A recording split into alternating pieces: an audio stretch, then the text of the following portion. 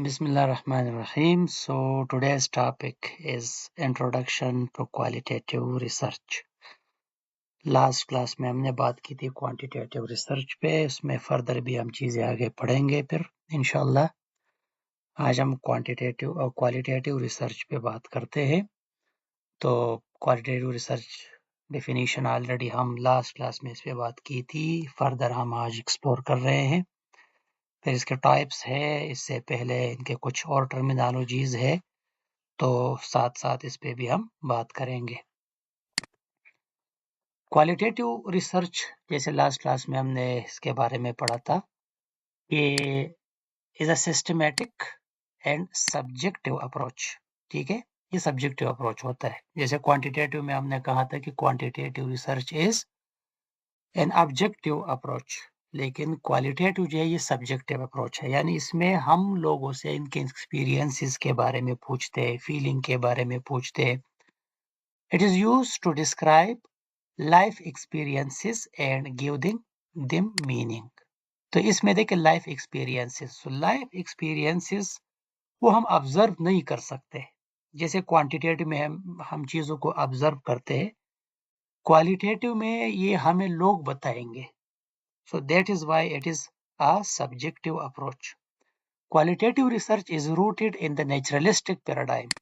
If you remember, last class पे हमने बात की थी कि जो क्वांटिटेटिव रिसर्च है दैट इज पॉजिटिविस्टिव, और पॉजिटिविज्म है, वहां पे सिंगल रियलिटी है, मल्टीपल रियलिटीज नहीं है। वो ऑब्जेक्टिव है रियलिटी वहां पे, यहाँ पे रियलिटी सब्जेक्टिव है। तो this is a naturalistic paradigm और कंस्ट्रक्टिविज्म जिसको हम कहते हैं, which asserts that reality is subjective. यानी क्वांटिटेटिव और क्वालिटेटिव रिसर्च हमें ये बताती है कि जो रियलिटी है वो क्या है, सब्जेक्टिव है। जैसे लाइफ एक्सपीरियंसेस है ना, ये सब्जेक्टिव है रियलिटी। जैसे हमने लास्ट क्लास में भी एग्जांपल मैंने आपको बताया था कि जैसे 2005 में जो अर्थक्वेक हुआ था, अब वहां पे लोगों को आप देख रहे हो कि लोग जो है वो किस एक्सपीरियंसेस से गुजर रहे हैं, तो ये लोग आपको बताएंगे, आपको नहीं पता चलेगा। इसीलिए रियलिटी क्या है, सब्जेक्टिव है। क्योंकि क्वांटिटेटिव रिसर्च में वो कहता है कि नहीं, ये हम देखेंगे, ऑब्जर्व करेंगे, क्योंकि रियलिटी ऑब्जेक्टिव है एंड सिंगल है। So there is no single reality. यानी क्वालिटेटिव रिसर्च में सिंगल रियलिटी नहीं है, मल्टीपल रियलिटीज है। But multiple realities exist and the knowledge gained is only relevant within that particular situation or context. जो हम knowledge gain करते हैं तो वो पर्टिकुलर सिचुएशन या कॉन्टेक्स्ट के हिसाब से होगा। जैसे हमने कहा था कि अर्थक्वेक के आप लोग देख रहे हैं, तो अर्थक्वेक के हिसाब से वो कॉन्टेक्स्ट होगा। इसी तरह अगर आप कार्डिक पेशेंट का वो फॉर एग्जांपल एक स्पेसिफिक देख रहे हैं, एक्सपीरियंसेस वगैरह, तो उसी कॉन्टेक्स्ट के हिसाब से वो नॉलेज होगा। The nursing communities interest in qualitative research begin in the late 1970s। वहां पे फिर बाय द वे नर्सेज ने इंटरेस्ट लेना शुरू किया इसमें, क्वालिटेटिव रिसर्च में। सो क्वालिटेटिव रिसर्च हमें क्वालिटीज के बारे में बताती है। ठीक है, क्वालिटीज, एसेंशियल कैरेक्टरिस्टिक क्या है, चाहे वो इंडिविजुअल हो या ग्रुप हो या कम्युनिटी हो या कोई फिनोमेना हो, जो भी हो, इसके क्वालिटीज के बारे में हमें बताती है।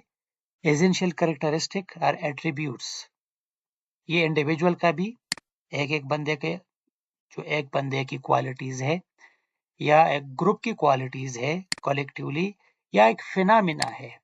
ठीक है, जो भी फिनोमेना हो।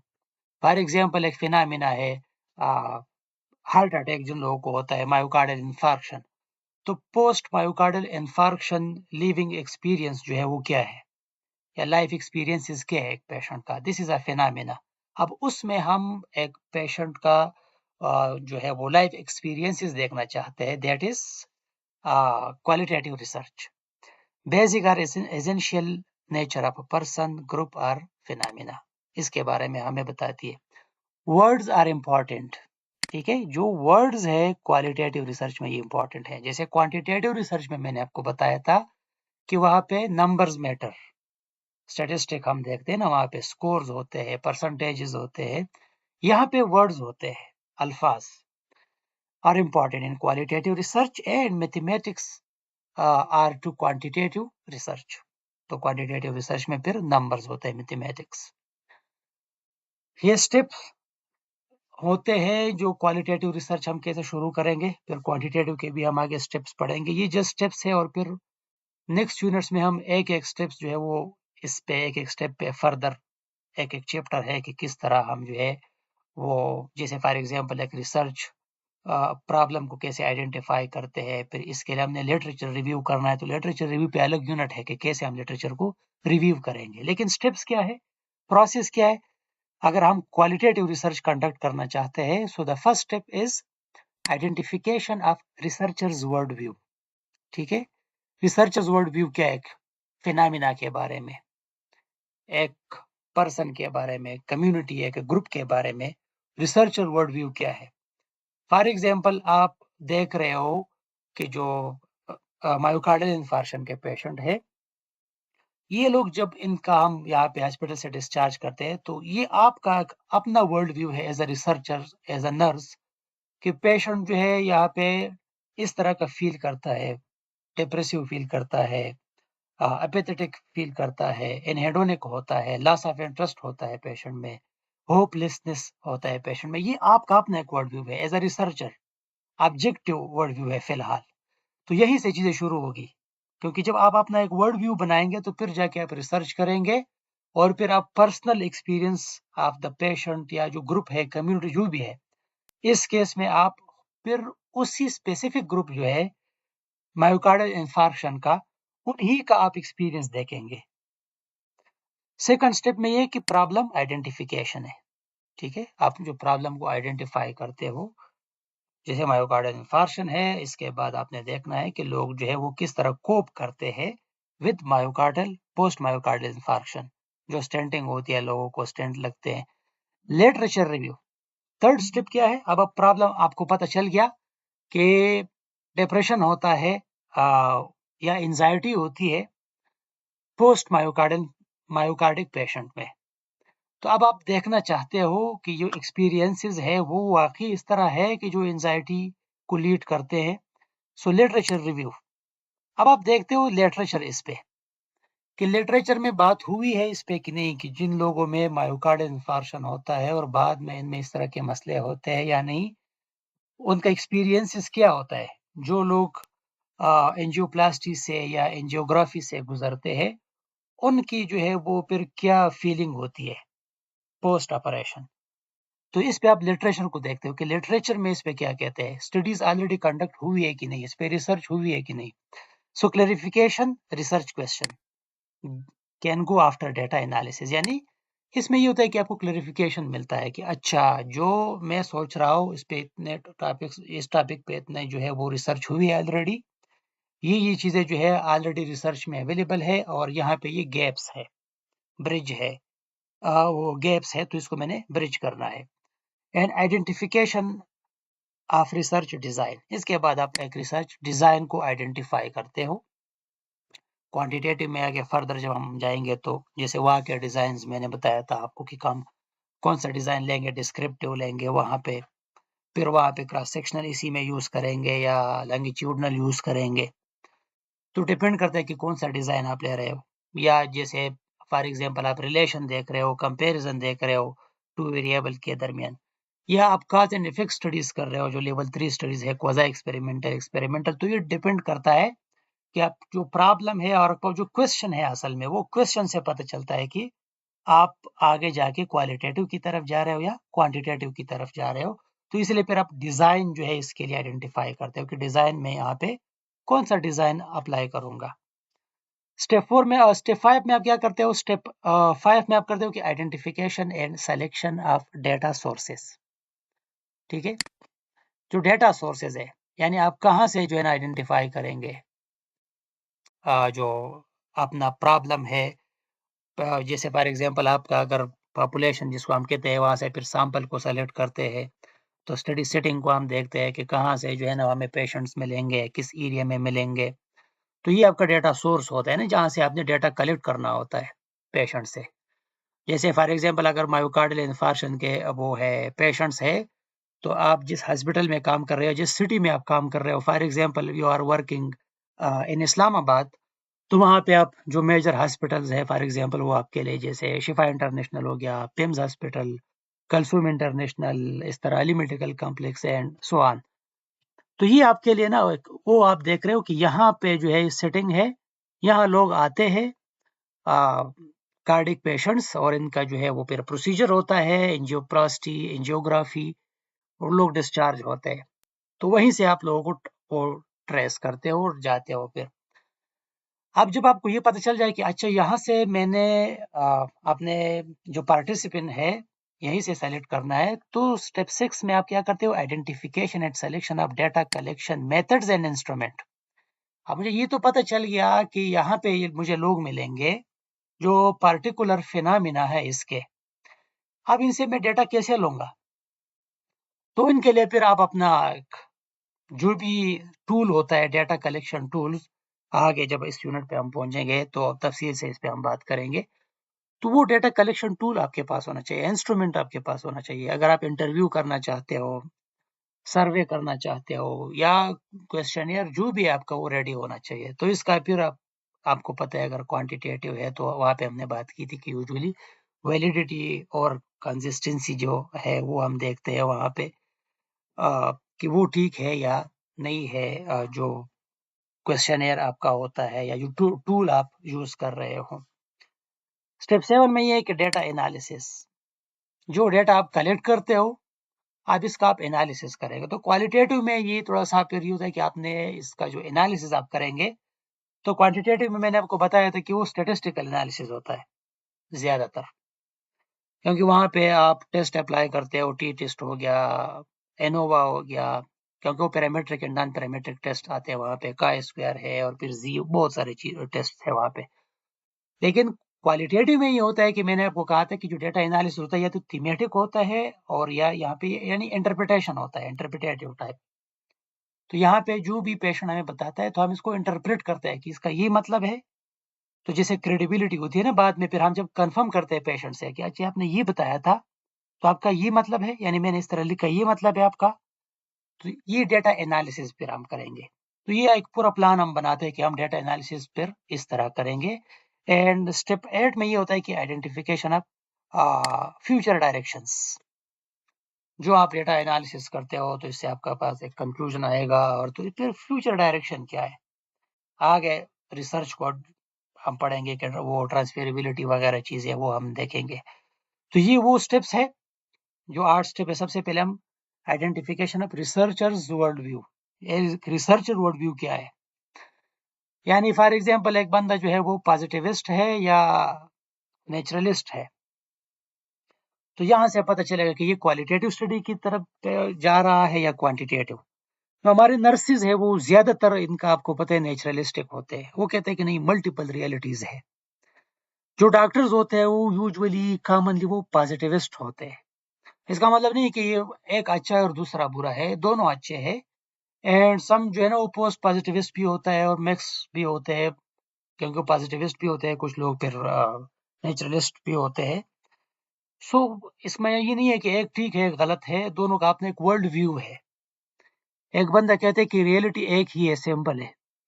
पेशेंट को फॉर एग्जांपल डिप्रेशन होता है या नहीं होता पोस्ट एमआई, ये पॉजिटिविस्ट होता है।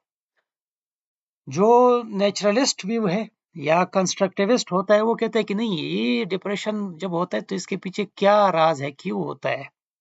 पेशेंट को सही काउंसलिंग नहीं मिलती, पेशेंट को प्रॉपर कंप्लायंस नहीं है मेडिसिन का, या पेशेंट को कोई फियर है, डर है प्रीवियस पेशेंट्स का। यानी वो कहते हैं कि मल्टीपल रियलिटीज है जिससे ये मसला होता है, तो वो इन रियलिटी पे फोकस करता है। पॉजिटिविस्ट कहता है कि अगर है या नहीं है तो फिर ये करेंगे, नहीं है तो it's okay. So that's why researcher world view क्या है, पैराडाइम क्या है। सेकंड स्टेप पे फिर प्रॉब्लम आइडेंटिफिकेशन की तरफ आएंगे। इसके बाद लिटरेचर रिव्यू। फिर जब आप लिटरेचर को रिव्यू करेंगे वहां से आपको पता चलेगा कि लिटरेचर में यहाँ पे गैप्स भी मौजूद है और ऑलरेडी अवेलेबल नॉलेज है भी।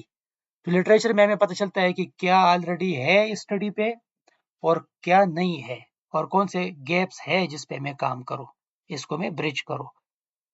इसके बाद जब आपका लिटरेचर रिव्यू होता है तो फिर आप सोचते हो कि आप एक प्रॉपर रिसर्च डिज़ाइन इसके लिए सेलेक्ट करते हो। फिर आके आप सिलेक्शन ऑफ डेटा सोर्सेज कि अच्छा अब मैं कहाँ से या ना ये डेटा लूँगा, किन लोगों से लूँगा, कहाँ पे मुझे ये सिटिंग में कहाँ पे सिटिंग है, हॉस्पिटल है, कम्युनिटी है, तो ये डिपेंड करता है कि कहाँ से आप डेटा कलेक्ट करेंगे। अब जब आप डेटा कलेक्ट तो करेंगे लेकिन कैसे मैं कलेक्ट करूँगा? इसके लिए कोई कलेक्शन मेथड मैं इंटरव्यू लूँगा, डॉक्यूमेंट्स वगैरह, सर्वे, चेकलिस्ट क्या करूँगा? एंड इसके बाद जो डेटा मेरे पास आएगा तो इसका तो फिर कोई नतीजा निकालना है, एनालिसिस करना है कि इस डेटा में मतलब क्या है इसका, किस तरह हम इन डेटा को जो है ना यूज़ करेंगे आगे। तो इसको यूज़ेबल फॉर्म में लेके आने के लिए एनालिसिस करते हैं हम इसका। तो क्वालिटेटिव में मैंने आपको बताया था कि वो थीमेटिक होता है या इंटरप्रिटेशन हम करते हैं। जैसा कि क्वांटिटेटिव में हम वो ज़्यादातर स्पेसेस या जो भी है, यानी वहाँ पे स्टैटिस्टिकल एनालिसिस होता है। एंड आखिर में फिर आप आइडेंटिफिकेशन ऑफ फ्यूचर डायरेक्शंस होता है कि आखिर में ये रिसर्च आगे हम किस तरह जो है वो इसको यूज़ करेंगे। सो जो टाइप्स ऑफ क्वालिटेटिव डेटा है ना, डेटा टाइप्स होता है। एक तो आप ये इंटरव्यू के ज़रिए कलेक्ट करते हैं, इंटरव्यूज़। हम एक्टिव इंटरव्यू कंडक्ट करते हैं जाके अपने जो भी पेशेंट्स है या कोई ग्रुप है, कम्युनिटी है, आपका पार्टिसिपेंट जो भी है, जैसे कार्डियक पेशेंट है आपके पार्टिसिपेंट या कोई कम्युनिटी में खास एक ग्रुप आपने बनाया है, वहाँ पे जाते हो। ऑब्जर्वेशंस होते हैं ना, ऑब्जर्वेशन। ऑब्जर्वेशन में जैसे आगे आप लोग पढ़ेंगे रिसर्च में, क्वालिटेटिव रिसर्च टाइप्स में। ऑब्जर्वेशन में ये होता है कि जैसे एथनोग्राफी में आप जाते हो, एक कल्चर को स्टडी करते हो, तो आप ऑब्जर्वर बनते हो। तो वहाँ पे ना लोगों के इन व्यू आप देखते हो कि लोग कैसे यहाँ पे ज़िंदगी गुज़ार रहे हैं, इनकी खुशी-गमी में ये लोग कैसे जो है वो अ, यहाँ पे इनका कल्चर है, बिलीफ सिस्टम है, इसके बारे में किस तरह ये लोग कंडक्ट कराते हैं चीज़ें। फोकस ग्रुप डिस्कशन यानी 2 ग्रुप्स होते हैं, उनमें फोकस ग्रुप जिसको कहते हैं, इसमें डिस्कशन आप कराते हो, लोगों को बिठाते हो, आगे इस पे हम बात करेंगे। या डॉक्यूमेंट्स, ठीक है? डॉक्यूमेंट्स होते हैं जिसको हम पढ़ते हैं, इसी से हम जो है वो नतीजा निकालते हैं। जैसे हिस्टोरिकल रिसर्चेज़ यूजुअली आपको पता है कि उसमें हम डॉक्यूमेंट्स पढ़ते हैं, तारीख। तो ये हमारे पास वो होता है टाइप्स ऑफ क्वालिटेटिव डेटा। ये सोर्सेज़ है। या तो इंटरव्यू के ज़रिए अपने आप वो लेंगे डेटा, या ऑब्जर्वेशन, या फोकस ग्रुप, या डॉक्यूमेंट्स। तो इंटरव्यू जैसे ओपन एंडेड क्वेश्चंस होते हैं, प्रॉब्स yield in depth responses. Open ended question का मतलब और क्लोज एंडेड क्वेश्चन, ये तो आपको पता होगा। ओपन एंडेड का मतलब ये होता है कि आप एक पेशेंट से पूछते हो फॉर एग्जांपल कि जो अब आपका ये स्टेंट आपको लगाया गया, हॉस्पिटल में लगवाया गया, तो इसके बाद अब आप कैसे फील करते हो, आपकी जिंदगी में कौन कौन सी चेंजेस जो है वो आई है। अब जो पेशेंट आपको बताएगा तो वो एक ओपन एंडेड क्वेश्चन है, वो पूरी कहानी आपको सुनाएगा। क्लोज एंडेड क्वेश्चन का मतलब ये होता है कि जो आपको स्टेंट लगा हुआ है इसके बाद आप परेशान है या नहीं है। जैसे हम क्वांटिटेटिव में वो यूज करते हैं टूल्स अपने क्वेश्चनेयर को, ठीक है? या जैसे हम यूजुअली वो इवैल्यूएशन करते हैं टीचर का या स्टूडेंट का कि आप सैटिस्फाइड है कि नहीं, तो नीचे लिखा होता है कि फुली सैटिस्फाइड है, या न्यूट्रल है, या नॉट सैटिस्फाइड। अब देखिए ये क्लोज एंडेड क्वेश्चन है, इसमें आपको ये जवाब देना है एक। ओपन एंडेड में आपको जो भी कहना है कहो openly. And probes yield in depth responses about people experiences. Probes यानी प्रोब्स का मतलब होता है जैसे इंटरव्यू के दरमियान आप फर्दर क्वेश्चन को डीप करते हो। अच्छा, तो जब आपको फॉर एग्जांपल स्टंट नहीं लगा था तो इससे पहले जो है आप ज्यादा परेशान नहीं थे मतलब, तो फिर पेशेंट कहेगा हाँ जी बिल्कुल, इससे पहले तो मुझे नहीं था पता, इतना वो नहीं था, लेकिन जैसे ही हॉस्पिटल में गया, हॉस्पिटल वालों ने कहा कि अब स्टंट जो है वो आपको लगाएँगे, तो फिर मेरी परेशानी में इज़ाफ़ा हुआ कि अब ये तो पूरी ज़िंदगी इसके साथ मैंने जो है वो कैरी ऑन करना है। So this is called probe. जैसे इंटरव्यू में आप लोगों ने देखा होगा ना कि दरमियान में जो इंटरव्यू वो है होता है, जैसे एंकर हो गया या जो भी है टीवी पे, दरमियान में क्वेश्चन, वो डिस्कशन के दरमियान में एक क्वेश्चन पूछता है, दैट इज़ कॉल्ड प्रोब। तो इससे ये होगा कि yield in-depth responses about people's experiences.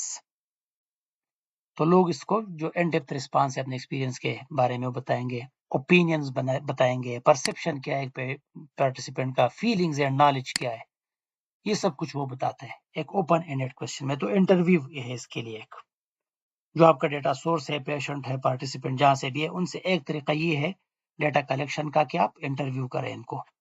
Data consist of verbatim. Verbatim quotation का मतलब ये होता है कि जो वो बोलता है उसको आप लिखते हो verbally, and with sufficient context to be interpretable. Sufficient context होता है, ठीक है। तो इसमें आगे हम नेक्स्ट जो वो एडवांस लेवल पे पढ़ाते हैं इसको, तो उसमें बहुत सारी चीजें होती है कि सम टाइम ये होता है कि हम पेशेंट से फॉर एग्जांपल डेटा लेते हैं उर्दू में, और वो फिर जब हम इंग्लिश में कन्वर्ट करते हैं तो इसका वो माना वो होता है, चेंज होता है। फॉर एग्जांपल एक जैसे हम कहते हैं ना कि बेचारा फला, तो अगर हम जैसे फॉर एग्जांपल एक नर्स जो है उस पर बहुत ज्यादा वो है बर्डन है, तो हम अक्सर कहते हैं कि बेचारा नर्स। फॉर एग्जांपल हम डेटा कलेक्ट कर रहे हैं तो नर्स इज बेचारे। तो अब जब हम इसको इंग्लिश में कन्वर्ट करेंगे ना, तो इंग्लिश में ये हम यूजुअली क्या कहते हैं फिर कि पुअर नर्सेस। लेकिन इसको दोबारा जब हम उर्दू में कन्वर्ट करेंगे तो इसका माना क्या बनेगा, पुअर नर्सेस, गरीब नर्सेस। अब देखिए जो कंटेक्स्ट था वो था बेचारा नर्स का मतलब था कि बहुत ज्यादा बर्डन होता है इन पे। इधर आपने इसको इंग्लिश में कन्वर्ट किया क्योंकि रिसर्च आप इंग्लिश में राइटिंग सब कुछ करते हो, और फिर जब आप डिसिमिनेट करते हो रिसर्च को लोगों के लिए तो फिर आप इन लोगों के जुबान में कन्वर्ट करते हो कि लोग इसको पढ़े। जैसे हमारे यहाँ पे उर्दू में आपने इसको कन्वर्ट करना है, तो उसी बेचारे नर्स को जब आपने इंग्लिश में कन्वर्ट किया तो पुअर नर्सेज, और दोबारा जब इसको कन्वर्ट किया तो गरीब नर्सेज। अब देखिए वो पूरा कॉन्टेक्स्ट ही चेंज हो गया। So that's why data consist of verbatim quotation with sufficient context to be interpretable. Remember, तो कॉन्टेक्स्ट बहुत इंपॉर्टेंट होता है। जो सेकंड है वो है ऑब्जर्वेशन। वहां पे तो आप एक्टिवली इन्वॉल्व थे पेशेंट के साथ, लेकिन यहाँ पे आप ऑब्जर्व कर रहे हो। तो ऑब्जर्वर होता है, चीजों को खुद देखता है, वक्त वो गुजारता है लोगों के साथ। सो ये field work description of activities, behaviours, actions, conversation, interpersonal interaction. यानी आप एक इलाके पे जाते हो, वहां पे देखते हो कि क्या कर रहे हैं लोग, एक्टिविटीज, बिहेवियर क्या है लोगों का, एक्शंस क्या है, कन्वर्सेशन कैसे करते हैं एक दूसरे के साथ। जब ये लोग इंटरेक्ट करते हैं तो कैसे इंटरेक्ट करते हैं डिफरेंट सिचुएशंस में, ऑर्गेनाइजेशन एंड कम्युनिटी प्रोसेस क्या है यहाँ पे, और any other aspect of observable human experiences, इसको ऑब्जर्वेशन कहते हैं, ठीक है। जैसे फॉर एग्जांपल आपने देखा होगा जो बहुत ज्यादा व्लॉगर आजकल आ रहे हैं वो पाकिस्तान बाहर मुल्कों से।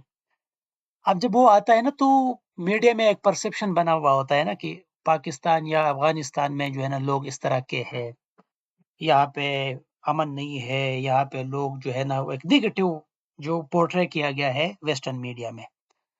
तो जो व्लॉगर आते हैं यहाँ पे वो व्लॉग बनाते हैं और लोगों के साथ वो रहते हैं, आपको पता है कि एक महीना गुजारते हैं। फॉर एग्जांपल मैं बता रहा हूँ, तो देखते हैं कि यार यहाँ के लोग की जो एक्टिविटीज है, बिहेवियर्स है, एक्शंस है, कन्वर्सेशन, इंटरपर्सनल इंटरेक्शन, या जो कम्युनिटी प्रोसेस है, ये तो उनको पता चलता है कि ये तो एक्चुअली इस तरह है। जो कि पहले जो एक वर्ड व्यू बना हुआ था मीडिया में वो तो बिल्कुल डिफरेंट है। This is observation. तो as a nurse for example अगर आप रिसर्च करना चाहते हो कि जो पिम्स में नर्सेज है वो किस तरह कोप करते हैं ओवरबर्डन के साथ, बहुत ज्यादा वहां पे बर्डन है, तो इसका बेहतरीन तरीकाकार क्या होता है कि आप एज अ नर्स या जो भी एज अ रिसर्चर आप वहां पे जाए और इन पिम्स हॉस्पिटल में आप 1 2 3 महीने गुजारे, और आप नर्सेस को देखें कि वो किस तरह पेशेंट के साथ इंटरेक्ट करते हैं, बिहेव करते हैं, वहां पे कैसे कन्वर्सेशन करते हैं, फिर इंटरपर्सनल इंटरेक्शंस कैसा जो है वहां पे होता है। तो ये ऑब्जर्वेशन से आपको पता चलेगा, और ये डेटा वो इस तरह ऑब्जर्वेशन से जो है वो कलेक्ट करेंगे। सो data consist of field notes. इसमें ये होता है कि आप अपने पास फील्ड नोट्स रखते हैं, यानी रिच डिटेल डिस्क्रिप्शंस आप लिखते हो, ठीक है, कि आज यहाँ पे ये हुआ, इस तरह ये जो वाकया पेश आया तो इसमें नर्सेज ने इस तरह रिएक्ट किया, और पूरा क्योंकि आप ऑब्जर्व कर रहे हो तो आप लिख रहे हो, including the context with in which the observation were made.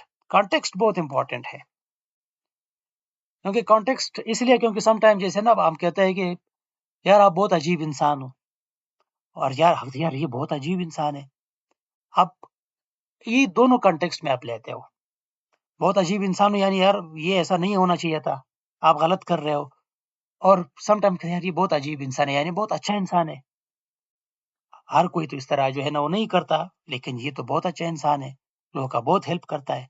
तो ये कॉन्टेक्स्ट होता है, तो आप भी कॉन्टेक्स्ट को देखेंगे, उस हिसाब से जो है ना ऑब्जर्वेशन करेंगे। एंड जो थर्ड है वो डॉक्यूमेंट्स है, यानी written material and other documents, यही से भी आप डेटा ले सकते हो। खास जो प्रोग्राम रिकॉर्ड है, मेमोरेंडम होते हैं, जो इंट्रा डिपार्टमेंट कम्युनिकेशन होता है ना, एक डिपार्टमेंट के अंदर जो कम्युनिकेशन होता है उसको मेमोरेंडम कहते हैं। इस तरह करस्पॉन्डेंस, अगेन जो ईमेल है या रिटन कम्युनिकेशन होता है डिपार्टमेंट में, ऑफिशियल पब्लिकेशंस एंड रिपोर्ट्स जो होते हैं, जर्नल होते हैं, personal diaries, letters, artistic works है, फोटोग्राफ्स है, and written responses to open ended surveys. ठीक है, जो ओपन एंडेड सर्वेज है उसको जो रिटन रिस्पॉन्सेज है उसी को आप पढ़ेंगे। तो जैसे मैंने कहा था कि हिस्टोरिकल रिसर्च में यूजुअली हम ये करते हैं, तो आपके पास यहाँ से भी डेटा आएगा। फिर यहाँ पे प्राइमरी सोर्स होता है, सेकेंडरी सोर्स होता है, तो ये सारी चीजें बाय द वे होती है, लेकिन डॉक्यूमेंट्स ये एक थर्ड आपके पास वो है, ऑप्शन अवेलेबल है। अच्छा, तो इसके बाद हम, जैसे हमने लास्ट क्लास में भी पढ़ा था कि quantitative research and qualitative research. तो क्वांटिटेटिव में मैंने जैसे बताया था आपको कि सैंपल साइज हम क्वांटिटेटिव में ज्यादा लेते हैं, लेकिन क्वालिटेटिव में हम सैंपल साइज कम लेते हैं, और यूजुअली पर्पसिव सैम्पलिंग होता है। सैम्पलिंग आगे इंशाल्लाह हम पढ़ेंगे। ये कोर्स ग्रिड आपका थोड़ा सा अजीब सा बना हुआ है, तो टॉपिक वो सीरियल वाइज नहीं है प्रॉपर। बाय द वे आगे हम सैम्पलिंग टेक्निक पढ़ेंगे तो आपको पता चलेगा कि पर्पसिव सैम्पलिंग मतलब ये होता है कि आप एक सेलेक्टिव ग्रुप को लेते हो, और जैसे फॉर एग्जांपल आपको स्पेसिफिक ग्रुप चाहिए कार्डिक पेशेंट्स या डायबिटिक पेशेंट, तो आपको पर्पसिव वो चाहिए उसमें। So qualitative research does not attempt to generalize, it aims to gain in-depth understanding about the issue under investigation। जो इशू है अंडर इन्वेस्टिगेशन, इसी के अंदर ये इन डेप्थ इनको चाहिए। तो that's why sample size ranges from 3 to 30 और मोर इन नंबर्स। इसी रेंज के हिसाब से आप सैंपल साइज कलेक्ट करते आगे, फिर वो पढ़ेंगे कि किस तरह सैंपल साइज को कैलकुलेट करते हैं। तो selecting a sample individual are selected to participate in qualitative research based on their first-hand experience with a culture, social process, phenomena of interest, जो भी है। जैसे अगर आप एक आगे पढ़ेंगे इथनोग्राफिक रिसर्च कर रहे हो, तो आप एक स्पेसिफिक कल्चर को वहाँ पे रिसर्च आप कंडक्ट करते हो। जैसे फॉर एग्जांपल अगर आप एक पठान कल्चर को देखना चाहते हो, तो इसके लिए आपको पठान ही चाहिए। फिर ये नहीं है कि आप, मैं रैंडमली वो करूँगा पाकिस्तान में कि पंजाबी भी हो इसमें, बलूची भी हो, नहीं, आपको फिर पठान कल्चर के लिए पठान ही चाहिए। या पंजाबी कल्चर आप देखना चाहते हो तो पंजाबी चाहिए। या सोशल प्रोसेसेस आप देख रहे हो, सोशल प्रोसेसेस जैसे कहीं पे डेथ होती है तो वहां पे लोग किस तरह रिएक्ट करते हैं डेथ को। अब ये एक स्पेसिफिक प्रोसेस है, सोशल प्रोसेस, इसी को आप देखना चाहते हो कि फॉर एग्जांपल जैसे डिफरेंट कल्चर्स में या डिफरेंट प्लेसेस पे लोग डिफरेंट सोशल प्रोसेसेस को कैसे रिएक्ट करते हैं। शादी वहाँ पे डिफरेंट, वो डिफरेंट होता है, होती है। इस तरह जो है गम, अगर कोई डेथ वगैरह होती है तो वो भी डिफरेंट है। This is social process. या फिनोमेना ऑफ इंटरेस्ट, जैसे अभी हमने ऑलरेडी एग्जांपल मैंने आपको बताया कि कोई पोस्ट कार्डिक इंटरवेंशन पेशेंट है और वो उसी में वो देखते हैं life experiences, so this is a phenomena of interest है। या डायबिटिक है, जो भी हर बंदे का अपना एक फिनोमेना ऑफ इंटरेस्ट होता है, अब कि वो वहाँ उस एरिया में रिसर्च कंडक्ट करना वो चाहता है।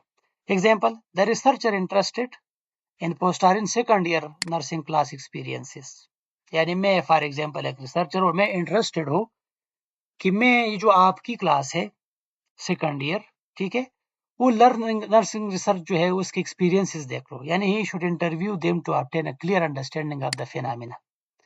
कि मैं आखिर में आपसे पूछूं यार कि आप लोग जो है अपना एक्सपीरियंस बताए इस क्लास का, आपको जो है ना कितना आपने इसमें वो चीज़ों को अंडरस्टैंड किया है, कितना नहीं किया है, आप कितने सेटिस्फाइड हो, आप अपने एक्सपीरियंस बताएं, शेयर करें कि क्लास शुरू होने से पहले जो है रिसर्च कोर्स शुरू होने से पहले आप क्या फ़ील कर रहे थे?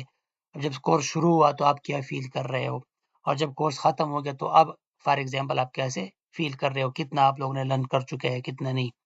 सो ये क्या है? ये एक स्पेसिफ़िक फिनोमिना है, यानी सिंगल फिनोमिनन। इसको मैं स्टडी करना चाहता हूँ पोस्ट आर्यन क्लास में। तो पोस्ट आर्यन क्लास में जब मैं इसको स्टडी करूँगा, तो मुझे पता चलेगा कि लोग जो है वो क्या एक्सपीरियंस है, फीलिंग है regarding the nursing research course. Achieving saturation.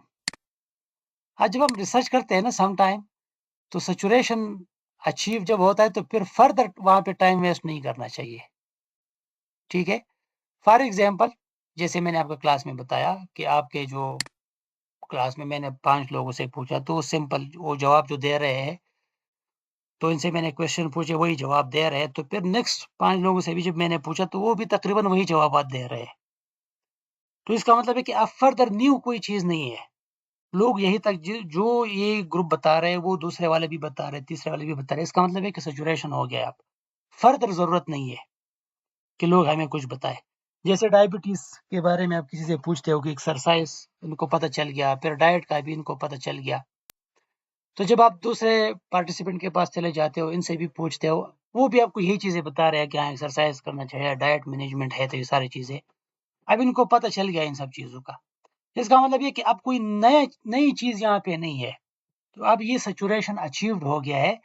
Further यहाँ पे टाइम गुज़ारने की ज़रूरत नहीं है। सेम जैसे मैंने कहा कि जब रिसर्च ऑब्ज़र्व करता है चीज़ों को, तो जब देखते हैं कि कल्चर में लोग एक सोशल प्रोसेस है, फॉर एग्ज़ाम्पल डेथ को कैसे रिस्पॉन्ड करते हैं।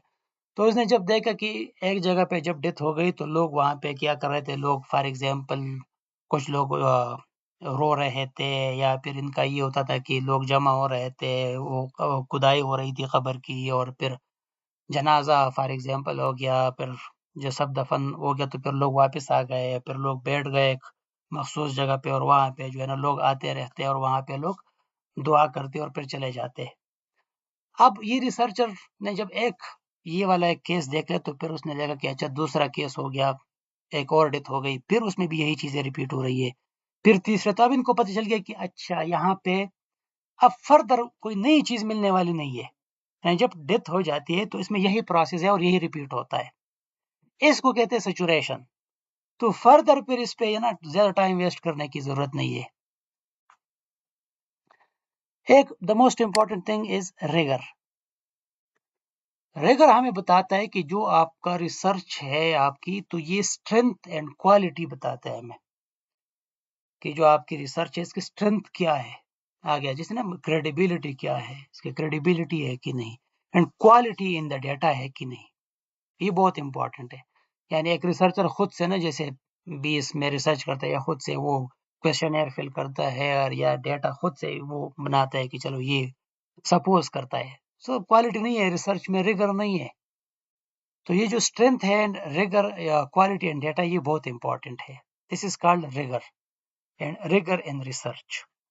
सो रिगर इज मेंटेन्ड। रिगर कब मेंटेन होगा, आपका रिसर्च जो है वो स्ट्रांग कब होगा, जब do not add information from his own side. जब आप यानी रिसर्चर एज अ रिसर्चर खुद अपनी तरफ से आप इंफॉर्मेशन ऐड नहीं करते।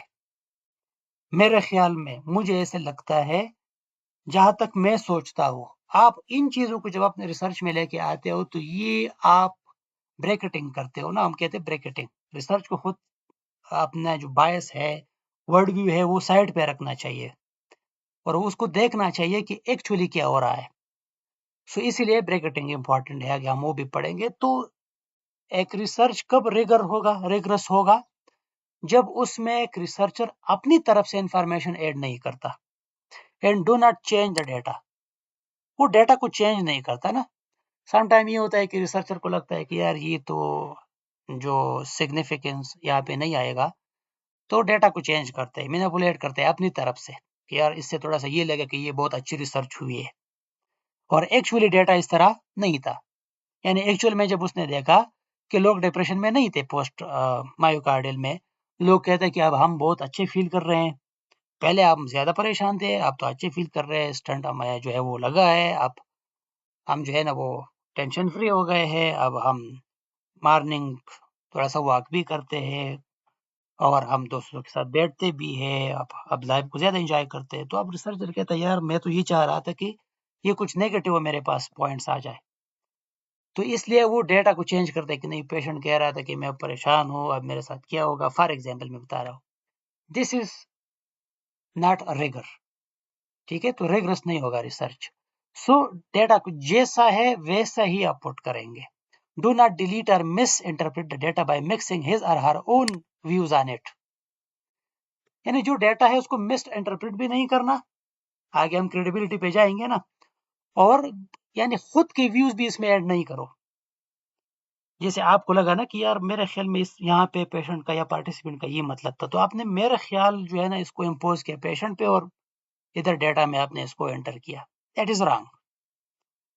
सो रिगर क्या होता है याद रखें, रिगर होता है strength and quality in the data, that is called rigor, both in qualitative and quantitative.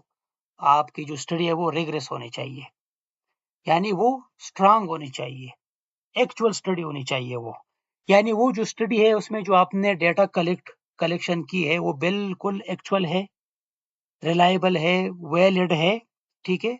फिर इसका जब आपने एनालिसिस किया तो वो एक्चुअल डेटा की को ही आपने एनालाइज किया है, खुद से अपनी चीजें शामिल नहीं की है। That is called rigor. So rigor is relevance and rigor are pillar that support the research process. Relevance है, रेलेवेंसी है, ठीक है, और रिगर, ये दोनों जो है ना ये मेन पिलर्स है। ब्रैकेटिंग रिगर में बहुत इंपॉर्टेंट है। जैसे हमने कहा कि रिसर्चर अपने व्यूज को साइड पे रखे और वो पेशेंट पॉइंट ऑफ व्यू से देखे, यानी सब्जेक्टिव है ना, क्योंकि क्वालिटेटिव रिसर्च है ही सब्जेक्टिव। अगर इसमें ऑब्जेक्टिव चीजें डालेंगे कि मेरे ख्याल में जहां मुझे लगता है, ठीक है जी, सो आई थिंक, अब ये चीजें आप रखेंगे तो फिर मसला बनेगा, फिर वो रिगर खत्म हो जाएगा रिसर्च से। तो इसलिए ब्रैकेटिंग इंपॉर्टेंट है कि आप अपने आप को जरा साइड पे रखें और देखें कि एक्चुअली क्या हो रहा है। So critical assessment from peer to ensure clarity and precision, ठीक है, क्रिटिकल असेसमेंट। फिर आप उसको असेस भी करवाए अपने जो आपके कोलीग्स है, पेयर रिव्यू जिसको हम कहते हैं वो भी हो जाए, जिससे क्लैरिटी एंड प्रिसीजन का पता चले, एंड लेजिटिमेसी ऑफ नॉलेज। जो नॉलेज सोर्स है, आपने नॉलेज कलेक्ट किया है, जैसे डॉक्यूमेंटेशन मैंने कहा, तो उसमें वैलिडिटी है कि नहीं, कि नहीं बस वैसे किसी ने जो है ना कुछ लिखा था और आपने कॉपी पेस्ट मार दिया है, तो लेजिटिमेसी को भी देखना पड़ेगा। ये हमारे पास कुछ वो है रिगर।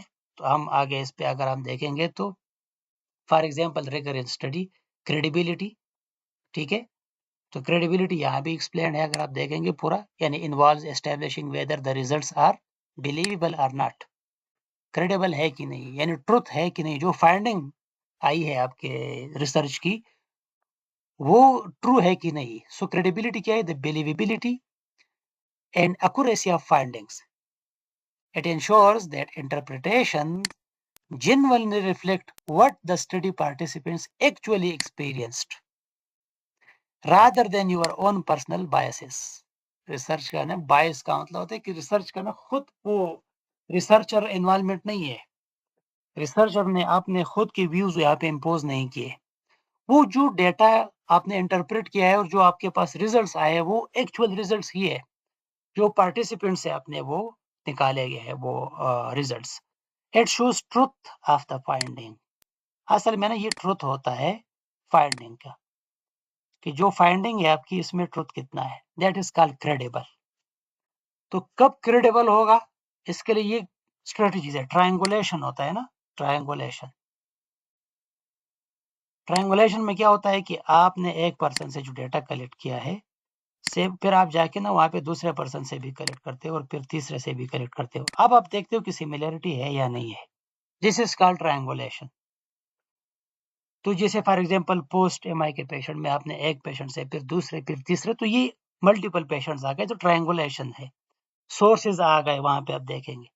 मेंबर चेकिंग, जिस पार्टिसिपेंट से आपने डेटा कलेक्ट किया है फिर आप इनसे दोबारा कंफर्म करते हो कि आपने ये कहा है तो इसका मतलब ये है, मैंने ये लिखा है, ठीक है। सो ये मेंबर चेकिंग होता है, आप कंफर्म करते हो इसको। एंड प्रोलॉन्ग एंगेजमेंट, एक तो ये होता है कि जैसे आप ऑब्जर्वेशन करते हो तो इसमें आपको ज़्यादा टाइम गुज़ारना होगा पार्टिसिपेंट के पास या इनके साथ ही गुज़ारना होगा एंड रिफ्लेक्सिविटी होती है, ठीक है?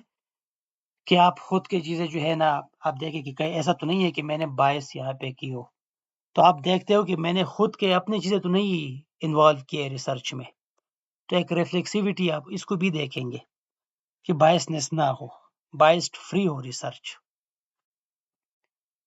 इसके बाद ट्रांसफरेबिलिटी है यानी ट्रांसफर एबिलिटी, ठीक है? यानी आपका ये रिसर्च ट्रांसफरेबल है या नहीं है दूसरे सिचुएशन में।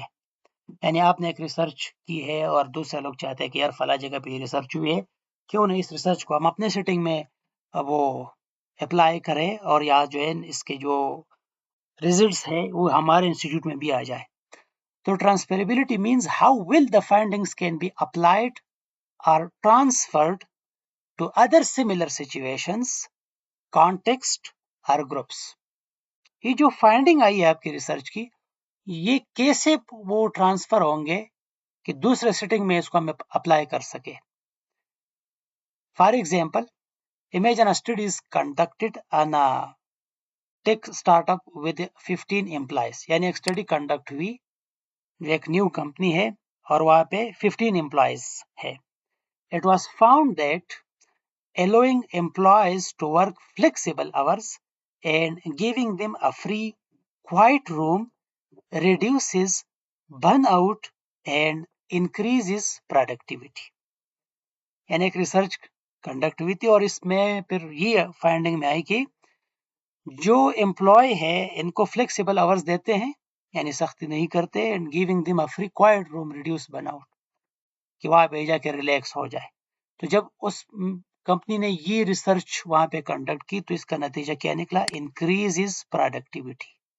इससे उस कंपनी की प्रोडक्टिविटी बढ़ गई क्योंकि उन्होंने एम्प्लॉय को फ्लेक्सिबल आवर काम करने दिया। ये नहीं है कि इधर ही बैठना रहना है, उठना नहीं है, बस बैठे रहना है और कोई उठ गया तो फिर फाइन होगा, सैलरी में जो है ना वो कटिंग होगी, तो ये नहीं, उनको नहीं। आप फ्लेक्सिबल आवर ले ले, जब आप बर्न आउट होते हो तो रिलैक्स हो जाए अपने जाके रूम में खामोशी से, थोड़ा रेस्ट कर ले, एंजॉय कर ले और फिर आप वापस काम पे आए। तो इसका जो रिजल्ट आया ना वो ये था कि इंक्रीज प्रोडक्टिविटी, यानी एम्प्लॉय जो है ना वो प्रोडक्टिव बन गए, कंपनी जो है ना वो नेक्स्ट लेवल पे चली गई। So to ensure the research has transferability, अब हमें ये देखना है कि इस रिसर्च की ट्रांसफेरेबिलिटी है या नहीं। So it is not claimed that every company in the world will get the same result. यानी ये रिसर्च ये क्लेम नहीं करती कि दुनिया में जितनी भी कंपनीज है उसमें अगर ये वाला जो हम अप्लाई कर रहे हैं इंटरवेंशन यानी फ्लेक्सिबल आवर वो आप देंगे तो बस वहां भी प्रोडक्टिविटी होगी। नहीं, असल में instead the researchers provide enough details so a reader can judge if it applies to them। यानी रिसर्चर यहाँ पे इतना इनफ डिटेल देगा इस स्टडी में कि जो दूसरी कंपनी वाले हैं वो पढ़ेंगे इस डिटेल को तो फिर सोचे कि अच्छा ये हमारे यहाँ अप्लाई हो सकता है कि नहीं। फॉर एग्जाम्पल, उस कंपनी में ये होता है कि फ्लेक्सिबल आवर नहीं है, लोग बहुत स्ट्रिक्टनेस है वहां पे, ठीक है, और एम्प्लॉय जो है वहां पे बहुत ही बर्न आउट हो रहे हैं। तो अब वो कंपनी वाला सोचेंगे यार हमारे यहाँ भी ये मसले है, ये बर्न आउट भी है और हमारे यहाँ फ्लेक्सिबल आवर भी नहीं है, ठीक है। अब वो कॉन्टेक्स्ट देखना पड़ेगा। जब नहीं है तो अब हम क्या कर सकते हैं? हम ये कर सकते हैं कि हम फ्लेक्सिबल आवर प्रोवाइड करें और बर्न आउट कम हो। तो जैसे हमारे यहाँ गवर्नमेंट हॉस्पिटल में तो बहुत मुश्किल है कि आप नर्सेज को फ्लेक्सिबल आवर दे दे कि भाई आप आए हो, चलो आप आराम करो, एंजॉय करो, फिर आ जाओ। वो तो पॉसिबल नहीं है ना हमारे, फॉर एग्जाम्पल इस सेटिंग में, पाकिस्तानी सेटिंग में खासकर बात कर रहा हूँ। लेकिन एक कंपनी में ये वो जब देखते तो कहते कि यार पॉसिबल है कि हम फ्लेक्सिबल आवर दे दे। तो और जब लोग बर्न आउट होते तो हम एक खामोश रूम में इनको भेज दे कि जाओ वहां पे थोड़ा आराम करो, एंजॉय करो, जो भी है, रिलैक्स हो जाओ। तो इसको कहते हैं ट्रांसफरेबिलिटी, कि ये रिसर्च ट्रांसफरेबल भी है कि नहीं, इससे दूसरे लोग भी फायदा ले सकते हैं कि नहीं। और फिर नेक्स्ट इस यहाँ पे आप देखेंगे सो डिपेंडेबिलिटी भी है, ठीक है, एंड कन्फर्मेबिलिटी भी है। सो डिपेंडेबिलिटी क्या होता है कि to ensure that the studies findings are consistent and can be repeated. A detailed description of all methods will be given to show consistency. ठीक है, and that these findings can be repeated. यानी dependability का मतलब ये होता है कि ये फाइंडिंग अगर आप रिपीट करें इस रिसर्च को, अगेन यही फाइंडिंग आएंगी. कन्फर्मेबिलिटी है अगेन, सो ये link data finding to data collection. जो आपका डेटा ने कलेक्ट किया था और जो फाइंडिंग आई है, तो इसी के साथ इसको रिलेट करता है. हम आते हैं कि जो टाइप्स ऑफ क्वालिटेटिव डिजाइन है, तो जैसे क्वांटिटेटिव डिजाइन में मैंने आपको कहा था कि मेन 4 टाइप्स है. डिस्क्रिप्टिव रिसर्च है, कोरिलेशनल रिसर्च है, एंड फिर एक्सपेरिमेंटल है लेवल 3. तो वहाँ पे quasi experimental and experimental randomised control trial. यहाँ पे भी 4 मेन टाइप्स है. यहाँ पे फिनोमिनोलॉजिकल रिसर्च, फिनोमिनोलॉजिकल फिनोमिना को हम देखते हैं, लिव्ड एक्सपीरियंसेस को. ग्राउंडेड थ्योरी रिसर्च, जो सोशल प्रोसेसेस है उसको लोग कैसे रिएक्ट करते हैं. एथनोग्राफिक रिसर्च, यानी यहाँ पे हम स्टडी करते हैं कल्चर को, एथनिक, ठीक है. एंड हिस्टोरिकल रिसर्च, तो जहाँ पे हम हिस्ट्री को स्टडी करते हैं उस पर फिर रिसर्च करते हैं. और इसमें फिर केस स्टडी भी है, critical social theory etcetera approaches भी है, लेकिन मेन ये 4 अप्रोचेस है. Clear. Phenomenological, grounded theory, ethnographic and historical. Phenomenological में क्या होगा, लिव्ड एक्सपीरियंसेस. ग्राउंडेड थ्योरी में जो सोशल प्रोसेसेस होते हैं इसको हम स्टडी करते हैं. जैसे मैंने कहा था कि डेथ हो गई तो लोग कैसे वहां पे रिएक्ट करते हैं, शायद ही वहां पे ये प्रोसेस कैसे होता है, कोप कैसे करते हैं लोग. एथनोग्राफिक में हम एक कल्चर का पूरा हम स्टडी करते हैं, बिलीफ को, लैंग्वेज को, जो भी है एक स्पेसिफिक कल्चर. एंड फिर हिस्टोरिकल रिसर्च, हम एक एक को देखते हैं. सो फिनोमिनोलॉजिकल में मैंने आपको बताया था कि phenomenology is an approach to thinking about people life experiences. इसमें ये चीज इंपॉर्टेंट कि लाइफ एक्सपीरियंसेस क्या है.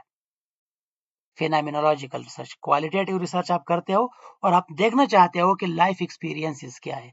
So phenomena are the world of experiences, are the world of experience. Phenomena occur when a person experiences them. Phenomena जब एक person इसको experience करता है, ठीक है. जैसे मैंने कहा था एक बंदे कार्डियक फिनोमिना कब होगा, जब एक बंदा एक्सपीरियंस करेगा, तो अब वो उस फिनोमिनन से गुजर रहा है. So the phrase being in the world is a concept that acknowledges people physical ties to their world. They think, see, hear, feel and are conscious through their interaction with the world. सो इसके 2 types है, एक होता है descriptive और एक होता है इंटरप्रेटेटिव. तो डिस्क्रिप्टिव ये असल में ना हसल 1962 में इसने डेवलप किया था. इसमें ना जस्ट डिस्क्रिप्शन होता है things as people experiences them. यानी इसमें ये होता है कि दिस थिंग इंक्लूड हियरिंग, ठीक है, सीइंग, आपका जो है ना देखना आप, एंड बिलीविंग, बिलीफ, फीलिंग, फिर remembering, deciding, evaluating, acting and so fourth. इस तरह के ये डिस्क्रिप्टिव फिनोमिनोलॉजी है. आपके जो एक्सपीरियंसेस है, hearing, seeing, believing, through sense organ के जरिए जो आप एक फिनोमिना को एक स्पेसिफिक जो है वो देखते हो, फील करते हो, बिलीव करते हो. फिर इन्हीं का एक स्टूडेंट था हेडिगर, जो हसल का स्टूडेंट था. उसने फिर ये कहा कि move from descriptive into interpretive approach. Interpretive में ये होता है कि interpretation. He stress interpreting and understand, not just describe a human experience. तो उसने कहा कि जस्ट डिस्क्राइब करने से फायदा नहीं होगा, अब इसको इंटरप्रेट भी करे साथ में, कि जैसे हमने कहा कि ये होता क्यों है, इसका मतलब क्या है. फॉर एग्जाम्पल, फिनोमिनोलॉजी का एक एग्जाम्पल है कि ये शेलब्रेड है, describe the experience of nurses who had committed serious medication errors. ये एक साइंटिस्ट है, रिसर्चर है, वो डिस्क्राइब करता है उन ही नर्सेज के एक्सपीरियंसेस को जिन्होंने सीरियस मेडिकेशन गलतियां या एरर्स किए. The meaning these experiences carry and what kind of help and support they received after committing their error. ठीक है. अब ये देख रहे हो आप, नर्सेज है पार्टिसिपेंट, वो नर्सेज जिन्होंने मेडिकेशन एरर्स किए, ठीक है। अब उस एरर के बाद उसका एक्सपीरियंस क्या रहा, एक तो ये देखना है, and what kind of help and support they received. जब उन्होंने गलतियां की तो इसके बाद इनको किस तरह डील किया गया वहां पे, ये एक्सपीरियंसेस है। So finding of the study revealed that nurses wanted to share their experiences. Finding में ये आया कि नर्सेज एक्सपीरियंस को शेयर करना चाह रही थी, लेकिन but this required confidence and trust. ठीक है, अब इंटरप्रिटेशन टाइप आ गया ना कि उसमें अब कॉन्फिडेंस चाहिए और ट्रस्ट चाहिए। वैसे तो नहीं बताएगा ना कि मैंने ये गलती की, गलत मेडिसिन गलत टाइम पे गलत पेशेंट को गलत डोज में वो एडमिनिस्टर किए, वो तो ऐसे तो नहीं बताता कोई भी। So nurses were generally willing to accept responsibility for their errors.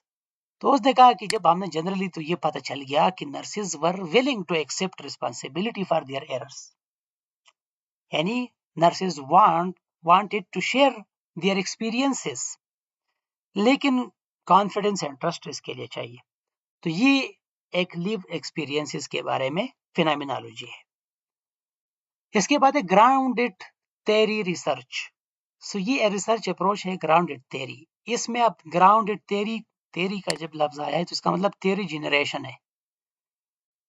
Quantitative research में आपने कहा था ना कि वहां पे हम टेस्ट करते हैं हाइपोथेसिस को, यहाँ पे थ्योरी को हम जनरेट करते हैं। So difference from phenomenology in that the primary purpose is to develop a theory. Grounded theory research का मतलब क्या होता है कि थ्योरी को डेवलप करना है about the dominant social processes. जो सोशल प्रोसेसेस है, जब डेथ होती है तो लोग कैसे कोप करते हैं इसको। हॉस्पिटल में भी आपने देखा होगा, कुछ लोग बहुत ज्यादा जो है वो ओवर एक्ट करते हैं, कुछ लोग जो है वो साइलेंट हो जाते हैं, कुछ लोग जो है तो वो फिर वेंडलिज्म पे उतर आते हैं, वो तोड़ फोड़ करते हैं।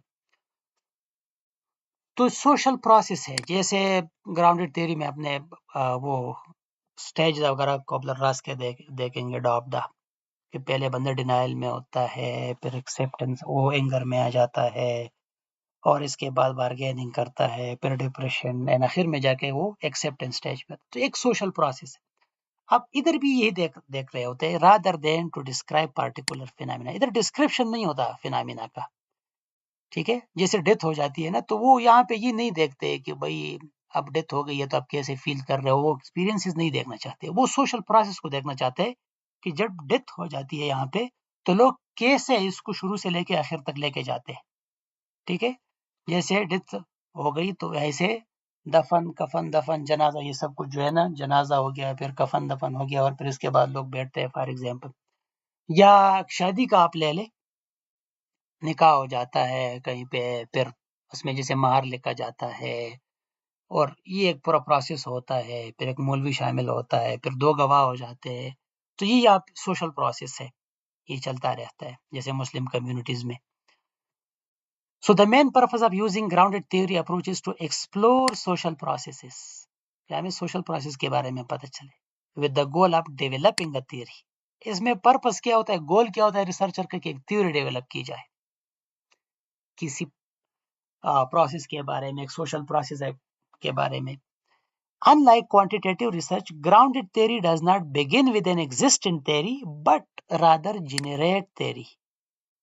ठीक है, क्योंकि वहां पे तो ऑलरेडी फ्रेमवर्क बना होता है क्वांटिटेटिव में, यहाँ पे आप जनरेट करते हो theory को, particularly suited to social processes and how people manage problems. लोग प्रॉब्लम्स को मैनेज कैसे करते हैं, लोग प्रॉब्लम्स के बारे में क्या फील कर रहे हैं, नहीं, वो तो फिनोमिनोलॉजी है। लोग प्रॉब्लम को मैनेज कैसे करते हैं, that is grounded theory research. So grounded theory is an inductive qualitative research method that seeks to understand and explain human behaviour.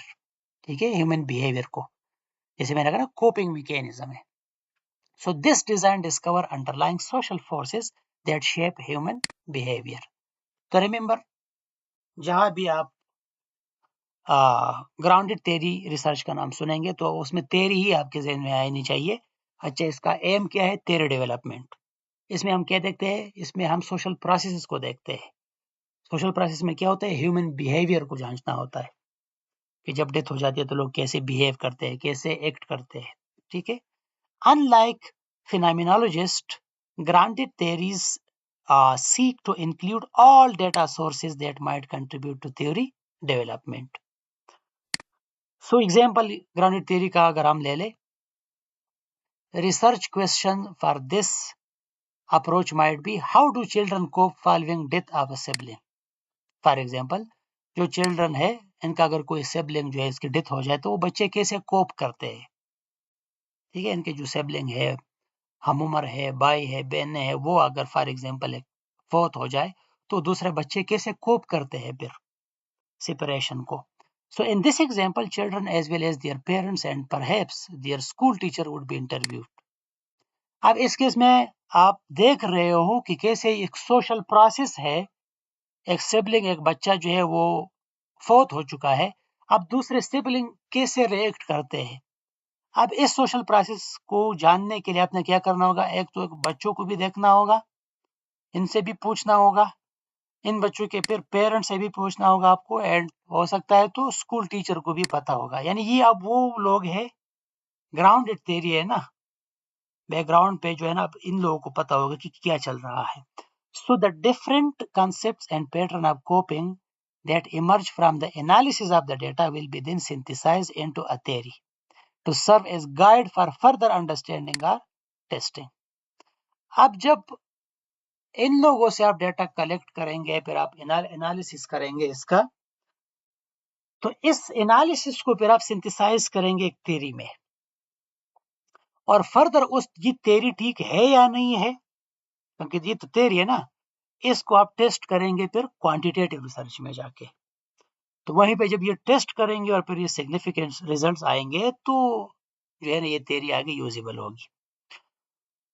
तो this is grounded theory research. तो फिनोमेनोलॉजी में हम क्या देखते हैं, just lived experiences. Grounded theory में हम theory develop करते हैं, ह्यूमन बिहेवियर्स को हम देखते हैं, सोशल प्रोसेसेस को देखते हैं। एंड एथनोग्राफिक की तरफ हम आते हैं, तो एथनोग्राफिक में क्या होगा जी, एथनोग्राफी देखिए, एथनिक, एथनिसिटी, ठीक है। तो इसमें आप देखें is a systematic process of observing है, डिटेलिंग, यानी इसमें आप स्टडी करते हैं कल्चर को, एक स्पेसिफिक कल्चर को आप लेते हो, ठीक है, इनके बिलीव्स को, ठीक है, स्पेसिफिक बिलीव्स है, लोगों की प्रैक्टिसेस है, and behaviour of defined group of people from the inside perspective, emic view. अब एथनोग्राफी में ये होगा कि रिसर्चर वहां पे टाइम जो है ना गुजारेगा, एक स्पेसिफिक कल्चर में गया है और वहां पे लोगों की बिलीफ सिस्टम भी देख रहे हैं, कल्चर भी देख रहे हैं। अब देखें ना, ये एक सिस्टमेटिक प्रोसेस है, अनलाइक ग्राउंडेड थ्योरी। अब इसमें वो एक सिस्टमेटिक है कि वो ऑब्जर्व भी करेगा, डिटेल भी देगा, डिस्क्राइब भी करेगा, डॉक्यूमेंट करेगा, सब कुछ फ्रॉम द इनसाइडर्स पर्सपेक्टिव, ठीक है, यानी लोग जो है ना कैसे वहां पे काम कर रहे हैं, तो इनको यहाँ वहां पे रहना होगा। और यूजुअली ये रिसर्च जब जाता है तो वो किसी को बताता नहीं कि मैं ये स्टडी कंडक्ट करने आया हूँ, क्योंकि अगर रिसर्चर बता दे फॉर एग्जाम्पल कि मैं यहाँ के लोगों की मेहमान नवाजी देखना चाहता हूँ कि लोग कितने मेहमान नवाज है, फॉर एग्जाम्पल अगर मैं आ जाऊँ, अटक आ जाऊँ फॉर एग्जाम्पल, अटक सिटी, और वहाँ ना मैं कम्युनिटी में जाऊँ और मैं कहूँ लोगों को कि मैं फॉर एग्जाम्पल KPK से आया हूँ और मैं ये देखना चाहता हूँ कि लोग कितने मेहमान नवाज है। अब आपके ख्याल में आप क्या होगा, आप सारे लोग अगर मेहमान नवाज है भी नहीं तो वो मेहमान नवाज बनेंगे और अच्छे मेहमान नवाज बनेंगे फिर, ठीक है। अब ये जो मसला आएगा ना, तो इससे क्या बनेगा आगे जाके, इससे होगा हाथोन इफेक्ट। हाथोन इफेक्ट इसको कहते हैं कि जब मैंने लोगों को बताया कि मैं देखना चाहता हूँ कि आप कितने मेहमान नवाज है, अब वो लोग मेहमान नवाज नहीं भी है तो वो बनेंगे आप। इसीलिए यहाँ पे एथनोग्राफिक में ही होता है कि वो रिसर्चर खामोशी से जाके लोगों के साथ रहता है, देखता है, सुनता है, उनके बिलीफ सिस्टम को देखता है, कल्चर को, प्रैक्टिसेस, बिहेवियर्स को, और आखिर में फिर वो जजमेंट जो है ना वो एनालिसिस करता है इसका। तो hallmark method is prolong engagement, ये इंपॉर्टेंट है, प्रोलॉन्ग एंगेजमेंट, इसमें महीने गुजारने पड़ेंगे रिसर्चर को अगर आप कल्चर को स्टडी करना है in the field through participant observation, यानी इसमें रिसर्चर जो है ना वो खुद एक पार्टिसिपेंट बनेगा जाके। The researcher seeks to understand the rules that govern a cultural group. Researcher ये देखना चाहेगा कि अच्छा यहाँ इस कल्चरल ग्रुप में रूल्स क्या है, जो लोग रहते हैं डेली लाइफ में, कैसे ये लोग जो है इंटरेक्ट करते हैं चीजों को। So ethnographic research was developed by the anthropologist as a mechanism for studying culture. जो एथनोग्राफिक रिसर्च है ये एंथ्रोपोलॉजिस्ट जो है एंथ्रोपोलॉजिस्ट ने इसलिए किया था कि उसमें वो कल्चर को स्टडी करे। Nurses involved in this research examine cultural issue of interest in nursing. अब कल्चरल इश्यूज बहुत ज्यादा होते हैं ना, जैसे फॉर एग्जांपल एक आपको पता है कि हिंदू कल्चर में क्या होता है कि जो बीफ है वो लोग नहीं खाते क्योंकि वो गाय को जो है ना वो सैक्रेड वो समझते हैं, मुकद्दस, कि ये गाय हमारे जो है वो हमारी माता है और हम इसका वो गोश्त नहीं खाते। अब आप नर्स है, आप कहेंगे यार प्रोटीन तो आपको चाहिए, लेकिन आपको जब एथनोग्राफी का पता है कि अच्छा इस कल्चर में ये चीजें नहीं है, तो फिर आप अल्टरनेटिव वो प्रोवाइड करते हो। So world ethnography means portrait of a people, ठीक है, पोर्ट्रे करना लोगों को। And ethnography focuses on cultural group. जैसे मैंने आपको वैसे शुरू में एग्जांपल दिया था कि ऑब्जर्वेशन में क्या होता है, लोग आते हैं जो व्लॉगर है वो डिफरेंट एरियाज में रहते हैं बहुत दिनों के लिए, इनको फिर पता चलता है कि अच्छा यहाँ पे लोग इस तरह है, लेकिन वहां पे आप देखेंगे ना हाथ ऑन इफेक्ट्स आ ही जाते हैं। जैसे अगर कोई फॉरेनर आया है तो लोग फिर बहुत प्यार से मिलते हैं, पैसे भी नहीं लेते हैं, उनका हेल्प आउट भी करते हैं, लेकिन फिर अगर अपने मोहल्ले वाले के पास वो इस तरह वो नहीं करता, तो यहाँ पे हाथ ऑन इफेक्ट्स तो होता ही है। इनको पता होता है कि बंदा बाहर से आया होता है, लेकिन आप एज अ रिसर्चर जब वो जाता है तो वो ये नहीं कहता कि मैं इधर लोग ये इस काम के लिए आया हो, बस वो लोगों के साथ रहना शुरू कर देते हैं वहाँ पे। फॉर एग्जाम्पल किराए पे फ्लैट लेता है, वहाँ पे रहता है और वो देखता है कि यहाँ पे कल्चर क्या है। So ethnography means a study of life ways or patterns of a group of people. Ethnography focuses on a group of people who have something in common, ठीक है, तो इसीलिए कल्चर स्टडी इसको कहते हैं, क्योंकि कल्चर में लोग हैं जो ना वो कॉमन बिलीफ्स होते हैं, थॉट्स होते हैं। Example, the study of particular culture and understanding of the rule of a particular disease in their culture framework. For example, a researcher wants to understand how emergency room doctors and nurses cope with high stress situation. Instead of just sending them a survey or a questionnaire or a collection tool, the researcher conducts an ethnographic study. For example, जैसे हम ये मैंने इसलिए example डाला हुआ है कि बहुत कॉमन है। आपने देखा होगा कि हॉस्पिटल में बहुत ज्यादा जो है ना स्ट्रेस होता है, वो स्ट्रेसफुल होते हैं नर्सेज एंड डॉक्टर्स, खासकर जो गवर्नमेंट में जहाँ पे रश बहुत ज्यादा होता है।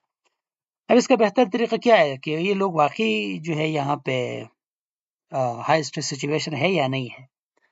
तो ऐसा नहीं है कि बस आप एक दिन के लिए और ये है, हो सकता है उस दिन कोई इमरजेंसी हुई हो, कहाँ पे कोई मसला हुआ हो, तो इसलिए या आप क्वेश्चनर भेज दे कि इसी को फिल करके दे दे, जैसे सर्वेज में होता है यूजुअली। बेहतर हाल ये कि आप जाओ और उसी हॉस्पिटल में फॉर एग्जांपल आप वहाँ के एमएस से, जैसे एक आईआरबी होता है ना, इंस्टीट्यूशनल रिव्यू बोर्ड, फिर आपको परमिशन मिलती है वहाँ से, तो आप भी हॉस्पिटल एमएस से फॉर एग्जांपल परमिशन ले कि मैं यहाँ पे, आप बताएंगे नहीं आप लोग, और मैं यहाँ पे वैसे एज अ कॉन्ट्रैक्ट एम्प्लॉय काम करूँगा। ओके ठीक है, अब आप गए कॉन्ट्रैक्ट एम्प्लॉय काम कर रहे हो, फॉर एग्जांपल आप देख रहे हो कि इधर उधर क्या चल रहा है, डॉक्टर्स एंड नर्सेज वाकई स्ट्रेसफुल है कि नहीं है, रश ज्यादा है, वो स्ट्रेसफुल सिचुएशन है या नहीं, तो वो वहाँ पे आप जब टाइम गुजारेंगे तो आपको पता चलेगा। या आप एक कम्युनिटी सेटिंग में जाते हो तो वहाँ पे जाके कम्युनिटी में रहना शुरू कर देते हो और फिर लोगों के वहाँ पे बिहेवियर्स क्या है। अगर आप एक नर्स है तो फॉर एग्जांपल आप देखते हो कि इस कम्युनिटी में जो लोग हैं वो बहुत ज्यादा ओबीज है, फॉर एग्जांपल आप देखना चाहते हो, आप गए हो और आप देखते हो कि यार लोग यहाँ पे है ना बहुत ज्यादा खाते हैं, फिर लोग इस एक्सरसाइज नहीं करते, तो ये आप वहाँ पे रह के आपको अंदाजा होता है कि अच्छा यहाँ पे ये मसले है। सो एथनोग्राफिक रिसर्च जो है ना वो इसलिए कि is a mean for gaining access to health belief and practice of the culture. हमारे नर्सेस के लिए ये बहुत इंपॉर्टेंट है। हेल्थ बिलीफ मॉडल्स आप लोगों ने पढ़े होंगे, ये बहुत इंपॉर्टेंट होता है क्योंकि एक हेल्थ जो है, फॉर एग्जांपल एक डिजीज के बारे में लोगों का क्या ख्याल है। जैसे कुछ लोगों का, आपको पता है, आप देखते हो, ख्याल होता है कि ये डायबिटिक कोई डिजीज नहीं है, ये लोगों ने वैसे डॉक्टर और हेल्थ वालों ने इसको डिजीज बनाया है, तो ये बस फला चीज से ठीक हो जाती है, इससे ठीक हो जाती है। तो ये खुद का बिलीफ सिस्टम होता है। In a practice profession such as nursing, improved understanding of the meaning of the client's behavior will enhance nursing judgments and improve nursing care. Within nursing, one of the major contributions of ethnography is to promote culturally specific care. ठीक है, this is important. Promote culturally specific care. इसके लिए आपको ethnography का पता होना चाहिए। Where many cultures are undiscovered, यानी कुछ कल्चर्स फिर भी होते हैं ना जो अनडिस्कवर्ड होते हैं। तो एथनोग्राफी में आप लोगों को पता चल गया कि where we study a culture, their beliefs, ठीक है, इसी को हम स्टडी करते हैं। Their perception regarding diseases. And finally historical research, so from the name historical history. So historical research is the process of systematically examining past events to give an account of what has happened in the past. जैसे for example, अभी example से भी आपको पता चलेगा कि जो nurses है, ये शुरू में किस तरह नर्सिंग शुरू हुई, फिर बाद में क्या क्या हो गया इसमें, और आजकल आप देख रहे हैं कि नर्सेज जो है वो पीएचडी कर रहे हैं, मास्टर्स, पीएचडी। एंड पाकिस्तान में आप देखें कि AKU में जो है ना वो एडवांस नर्सिंग प्रैक्टिस भी शुरू हो गया है, एलपेन, ठीक है, लाइसेंस प्रैक्टिकल नर्सिंग, 1 साल का उन्होंने वो कोर्स लॉन्च किया है। तो इट शोज कि अब एडवांसमेंट जो है वो आ रही है। So historical knowledge provides nurses with an increased understanding of their profession. Historical research opens windows into the past, creating new ideas and reshaping human thinking and understanding. For example, ये अगर आप to answer questions like there are many questions about our past nursing के बारे में that we not only want to know but can profit from knowing. So identify the relationship that the past has to the present. Knowing about the past can frequently give a better perspective of current events. So to record and evaluate the accomplishments of individual agencies and institutions. जिसका हम simple example लेते हैं, इसके बहुत सारे आप देख ले। For example, analysing primary documents, ठीक है, प्राइमरी डॉक्यूमेंट्स को हम एनालाइज कर रहे हैं, and oral histories to trace how the nursing profession's role in Pakistan evolved from 1947 to the present day. यानी पाकिस्तान में आप देख रहे हो कि 1947 से लेके आज तक जो नर्सिंग डिसिप्लिन है वो कितने जो है वो एडवांसमेंट आई है इसमें, और आई है आपको पता है, क्योंकि पहले जो है ना एक स्टिग्मा था कि नर्सिस को, आज भी कुछ स्टिग्मा बाकी है लेकिन वो पहले की तरह नहीं है। पहले नर्सिंग में आप देख रहे थे कि डिप्लोमाज हो रहे थे, हर कोई इंटरेस्ट नहीं ले रहा था, और इनको खासकर वो एडुकेटेड तस्वुर नहीं किया जाता था नर्सिस को। फिर आहिस्ता आहिस्ता आप देख रहे हो कि फिर नर्सिस में जो है ना वो फर्दर वो BS का कंसेप्ट आ गया, फिर मास्टर का कंसेप्ट आ गया, अभी इवन आप देख रहे हो PhD का कंसेप्ट। एंड अभी जैसे मैंने आपको बताया कि इवन AKU ने अब एलपेन कोर्सेज शुरू किए, जैसे लाइसेंस प्रैक्टिकल नर्स, तो नर्स रेजिडेंसी प्रोग्राम है इनका, ठीक है। ये अब एडवांसमेंट है। तो हिस्ट्री आप देख रहे हो ना, हिस्ट्री से आप सीख रहे हो ना कि हम आगे जा रहे हैं, जब हमने ये काम किए तो हम आगे गए, ये हमें हिस्ट्री से पता चलता है। तो history is important, historical research आप देख ले जैसे फॉर एग्जांपल हिस्ट्री में जो इन्फेक्शियस डिजीजेस थे, इससे लोग कितने लोग मर जाते थे, अब आप देख ले कि इससे लोग इतने नहीं मरते, क्योंकि हिस्ट्री में आप देखेंगे तो आज लोगों को पता चल गया है, फिर इसके लिए वैक्सीनेशन का वो आ गया है, फिर वो खत्म हो गए। सो हिस्टोरिकल रिसर्च इसलिए इम्पोर्टेंट है। So these are the 4 main important types of qualitative research, जिसमें आप फिनोमिनोलॉजी को देखते हैं यानी फिनोमिना को, लिव्ड एक्सपीरियंसेस को। फिर आप ग्राउंडेड थ्योरी को देखते हैं। सो ग्राउंडेड थ्योरी का मतलब है कि you are generating a theory, formulating a theory. इसमें ये होता है कि आप सोशल प्रोसेसेस को देखते हैं कि ग्राउंडेड थ्योरी, ठीक है।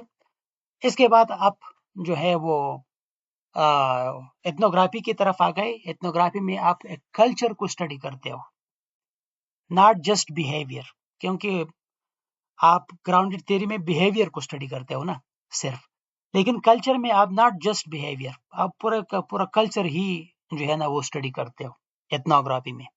एंड हिस्टोरिकल में आप हिस्टोरिकल पर्सपेक्टिव्स देखते हो, from present to past, retrospective.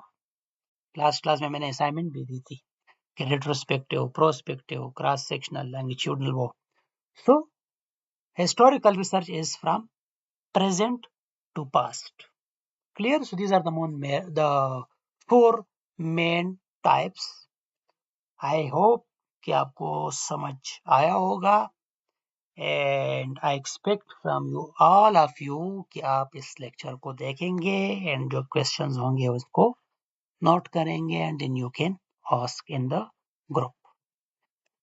Clear ji? Wish you all the best.